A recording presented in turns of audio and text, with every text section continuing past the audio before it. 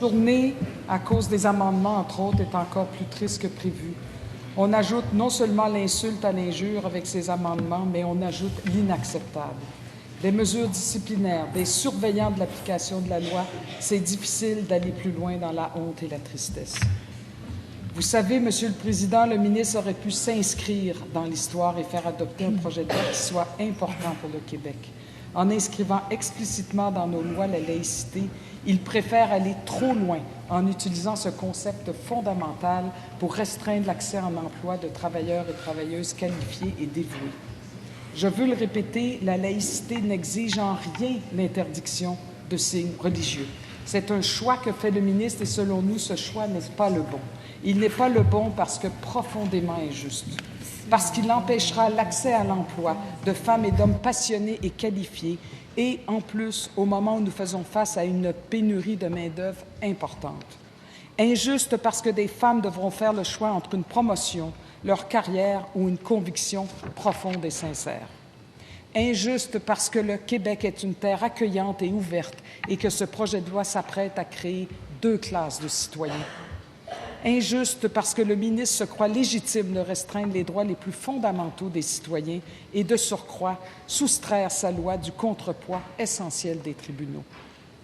Injuste parce qu'il semble prôner une laïcité anti-religieuse plutôt qu'une neutralité. Injuste parce que vraiment incohérent et dicté par des choix politiques. Depuis le 28 mars, le ministre tente de nous convaincre que son projet de loi est modéré, applicable et pragmatique. Il n'en est rien, Monsieur le Président. D'abord, si c'était vraiment le cas, les critiques à l'égard du projet auraient été nettement différentes. De plus, le ministre ne nous imposerait pas une adoption par bâillon aujourd'hui. Rappelons que Gérard Bouchard lui-même a qualifié ce projet de loi de radical. Le professeur Pierre Bosset dit que la preuve du fait qu'il est radical, c'est qu'on a ressenti le besoin de recourir à la dérogation.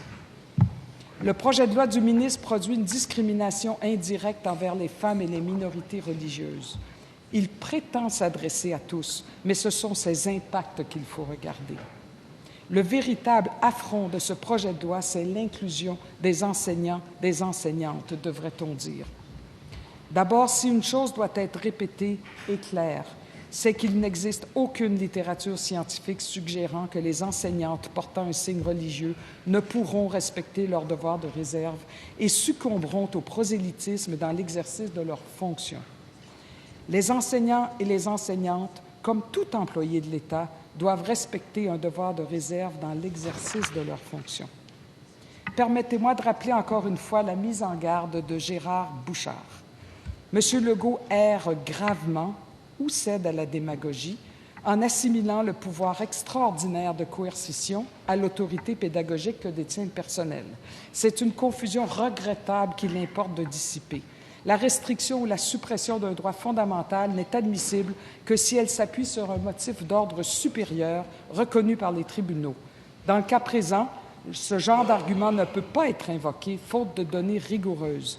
Il n'a aucunement été démontré, par exemple, que le port du hijab est une forme de prosélytisme, qu'il perturbe les enfants ou entrave la démarche pédagogique. Fin de la citation, et je répète, de Gérard Bouchard. La clause de droit acquis que le ministre a incluse dans son projet de loi est insuffisante. Nous avons tenté de le convaincre, nous lui avons proposé des amendements pour faire de cette clause une véritable protection pour des gens déjà à l'emploi ou aux études. Mais encore là, un refus définitif. Suivant l'article 27 du projet de loi, les gens visés par l'article 6 qui était en poste au 27 mars 2019 pourront continuer de porter un signe religieux. Mais comme l'illustrent plusieurs, cette autorisation est loin de correspondre à un compromis adéquat. Cette clause est tout simplement inhumaine. Il est clair que nous sommes en désaccord avec de grands pans de ce projet de loi, Madame la Présidente. Mais le plus choquant et inquiétant demeure le recours aux dispositions de dérogation. Ce faisant, le ministre choisit de soustraire son projet de loi au contrepoids essentiel des tribunaux. Le gouvernement aime dire que son projet de loi est démocratique, car appuyé de la majorité. Mais la démocratie, comme nous la connaissons, et ce n'est pas que le pouvoir de la majorité, c'est aussi la protection des minorités et le droit fondamental de s'adresser aux tribunaux. Dans son mémoire présenté à la Commission, le professeur de droit, Maître Pierre Bosset, faisait remarquer que le projet de loi ne faisait pas que déroger au droit à la liberté religieuse, mais également à l'entièreté des droits et libertés protégés par la Charte québécoise. Comme il le souligne bien, la liste des droits et libertés touchés par ces dérogations donne le vertige. On ne le répétera jamais assez. L'honorable Louise Arbour disait, et je la cite, « Il est facile de dénoncer le pouvoir décisionnel des juges ou de tourner en ridicule les méandres des analyses juridiques. Pourtant, le concept de droit fondamental est plutôt simple. Avoir des droits, c'est un peu comme avoir un parapluie. C'est surtout utile quand il pleut. La liberté de religion ne veut rien dire si elle est complètement privatisée et donc à peu près jamais menacée. Il en va de même de tous les autres droits fondamentaux. En fait, le plus difficile dans la reconnaissance des droits, c'est de leur donner effet quand cela dérange. Et plus cela dérange, plus on doit être prudent avant de les écarter. Pour bien vivre en société, il faut faire preuve d'une certaine empathie politique qui nous amène à véritablement voir le monde du point de vue des autres. Vous savez, faire le choix du vivre ensemble, de l'acceptation et de l'ouverture, c'est sûrement un choix plus exigeant que celui de prôner l'interdiction, Monsieur le Président, Madame la Présidente. Exigeant comme choix, mais noble choix. Alors que beaucoup de sociétés sont actuellement traversées par des positions d'exclusion et d'intolérance, les choix que nous faisons ne sont pas banals. Les opinions passent, mais les chartes et leurs droits fondamentaux traversent le temps et les décennies. Je suis inquiète des conséquences qu'aura ce projet de loi sur les minorités. Certaines dispositions risquent de contribuer à une détérioration du climat social déjà difficile par moments. Il aura, entre autres, des conséquences désastreuses sur la place que notre société accorde aux femmes. Il est tard ce soir, dimanche le 16 juin 2019, une bien triste date qui vient d'entrer dans les livres d'histoire du Québec. Une date qui marquera pour toujours une vision du Québec qui divise plutôt que rassemble, qui exclut plutôt qu'inclut, qui stigmatise plutôt que de rapprocher. Une date de tristesse, une note discordante que nous venons d'inclure dans une partition jusque-là harmonieuse et inclusive que les citoyens et citoyennes du Québec avaient à ce jour joué tous ensemble. Nous venons de créer une fausse note emprisonnée dans une loi et, qui plus est, assortie de dispositions de dérogation aux chartes québécoises et canadiennes des droits et libertés, sous le coup d'une procédure parlementaire exceptionnelle, communément appelée un bâillon. Hier, c'était l'immigration. Aujourd'hui, ce sont les signes religieux. Une soirée bien triste, Madame la Présidente. Une bien triste soirée qui s'achève dans le noir. La noirceur qui fait peur, qui nous désoriente, qui provoque de mauvais rêves. Plusieurs vont se réveiller demain en ne se sentant plus les mêmes Québécois qu'hier. Ceux et celles dont les droits étaient jusqu'ici respectés, ceux-là même pour lesquels l'Assemblée nationale s'était mobilisée en 1975 pour les protéger. Ces droits qui ont permis de si belles avancées pour notre nation, celles de donner les mêmes droits et libertés, sans distinction, exclusion ou préférence fondée sur la race, la couleur, le sexe, l'état civil, la religion, les convictions politiques, la langue, l'origine ethnique ou nationale, la condition sociale. Puis, plus tard, viendra l'orientation sexuelle, la grossesse, l'identité ou l'expression de genre, le handicap, et j'en passe. Le 27 juin 1975 fut une journée magnifique à marquer dans les annales de l'histoire du Québec. Un jour où, à l'unanimité, les parlementaires ont clairement fait le choix, pour le Québec, d'être inclusifs, de donner les droits égaux à toutes les races, les couleurs de peau, les différentes expressions de convictions religieuses et encore plus. Ce jour où le Québec, ses citoyens et citoyennes ont dit oui à un vivre ensemble d'inclusion, de tolérance et de respect. Un jour où le Québec s'est résolument tourné vers son avenir en se faisant confiance, en traitant tous ses citoyens sur le même pied d'égalité et en disant bienvenue à tous ceux et celles qui voulaient rejoindre les rangs de notre fière nation québécoise. Un jour où le Québec n'a pas eu peur de voter pour ses convictions humanistes, pour son ouverture à toutes les minorités, pour sa foi en un avenir construit sur une mosaïque qui brille, quel que soit l'angle sous lequel se jette notre regard.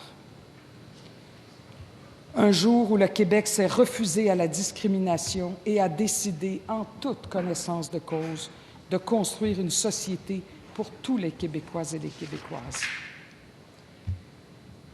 Ce jour du 27 juin 1975 est bien loin de nous en ce triste soir du 16 juin 2019, presque 44 ans, jour pour jour, après l'adoption de cette Charte des droits et libertés qui fait depuis cette date la fierté du Québec pour son inclusion et sa tolérance. Ce soir, l'heure n'est ni à la fierté, ni à l'inclusion. En ce 16 juin 2019, l'heure est plutôt à la tristesse et à l'inquiétude. Des Québécois et beaucoup de Québécoises vont s'éveiller tout à l'heure avec le goût amer de perdre d'un droit fondamental jusque-là protégé par nos chartes, avec en plus l'impossibilité de contester ces mesures par le recours aux dispositions de dérogation, auxquelles s'ajoute l'odieux d'un bâillon parlementaire.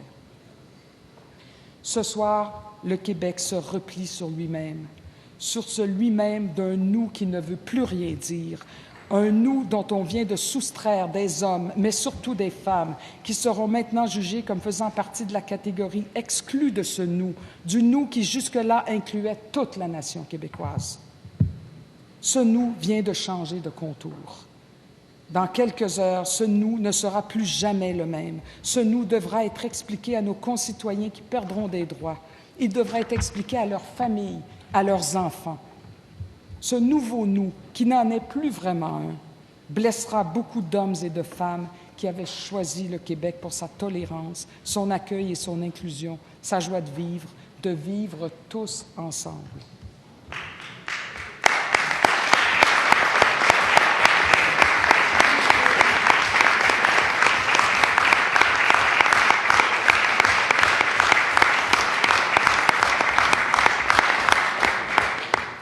Le gouvernement a fait un choix qui déclare officiellement à certains Québécois qu'ils ne sont plus protégés par la Charte qui a fait la fierté du Québec jusqu'à ce jour et qu'ils n'auront même pas le droit de recourir au pilier fondamental de notre société, de toute société démocratique, devrais-je dire, qu'est le recours aux tribunaux. Aucune possibilité de se défendre, leurs paroles et leurs recours sont bâillonnés. Plusieurs groupes, organisations, juristes, chroniqueurs, citoyens et institutions ont tenté de venir à leur secours. Ils ont écrit des mémoires. Quelques-uns ont eu le privilège d'être aussi entendus en commission parlementaire. Plusieurs ont pris la parole publiquement, ont écrit dans les journaux ou sur les réseaux sociaux. Mais rien de cela n'a fait fléchir le ministre. L'adoption plus que précipitée de ce projet de loi sert un agenda politique, que cela soit clair. Le recours au bâillon également. C'est ce que les Québécois veulent est une phrase employée jusqu'à ce jour comme rempart à toute critique. Non, ce ne sont pas ce que tous les Québécois et Québécoises veulent. Et le prétendre, l'utiliser pour justifier des prises de décision arbitraires est absolument inacceptable. Il est plus qu'évident qu'aucun consensus social n'a été dégagé autour de ce projet de loi. Par ailleurs, lors des consultations particulières, de nombreux groupes et personnes sont venus manifester, sur fond d'arguments solides, leur profond désaccord. Donc, je le répète, ce n'est pas ce que les Québécois veulent. La rapidité et la facilité avec lesquelles leurs plaidoyers ont été écartés du débat démontrent parfaitement que nous nous sommes toutes et tous retrouvés à prendre part à un exercice démocratique bien décevant. Le ministre s'est plu à dire tout au long de nos travaux que cela faisait 10 ans que nous discutions de cette question de laïcité. 10 ans, comme si c'était une éternité. Qu'est-ce que 10 ans pour écrire un morceau de l'histoire d'un peuple? Si ce débat était si consensuel, prêt à être clôturé, nous n'en parlerions plus. Autant de personnes qui ne s'y opposeraient pas, les résistances ne seraient pas aussi vigoureuses. Rappelons aux ministres et à la population qu'on ne parle pas de 10 ans ici. Dans la forme actuelle du projet de loi, on parle de quelques mois, car jamais il n'a été question de contrevenir outrageusement aux chartes des droits et libertés. Comment, au regard de notre histoire, le ministre peut-il dire que 10 ans, ou plutôt quelques mois dans ce cas-ci, sont une éternité? C'est de droits humains fondamentaux dont on parle dans cette Chambre. Nous sommes 125 personnes très privilégiées ici, entre ces murs, mais nous ne sommes pas là pour servir nos intérêts, nos agendas politiques respectifs. Nous sommes là pour le bien commun et devons faire preuve d'abnégation. Jamais nous ne devrions nous rendre coupables de division ou de fracture au sein de la société que nous servons. Au contraire, nous devrions nous assurer en tout premier lieu, afin de servir le bien commun et la volonté générale, de contribuer activement au maintien d'un climat social serein, paisible et accueillant.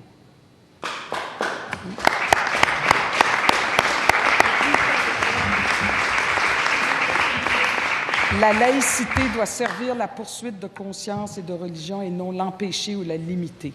En cette aube du 17 juin 2019, l'histoire du Québec s'écrit sans ceux et celles qui ont cru au Québec, qui s'y sont installés, qui ont cru en nous, en notre avenir, en notre société. Ils ont laissé un pays d'origine, une culture, une famille, des racines, un passé. Ils nous ont fait confiance et ce soir, nous les décevons cruellement. Nous les enfermons dans la catégorie du « eux », les rejetés d'un « nous » imaginaire qui se referme et se durcit. En ces dernières heures du 16 juin 2019, le Québec se souviendra. D'une part, il se souviendra qu'il s'est construit avec les forces, les convictions, la détermination et les compétences de toute une nation, des gens venus s'installer pour bâtir cette société fière et inclusive. Mais le Québec se souviendra aussi qu'à partir d'aujourd'hui, notre « nous », celui de tous les Québécois et les Québécoises, a volé en éclats.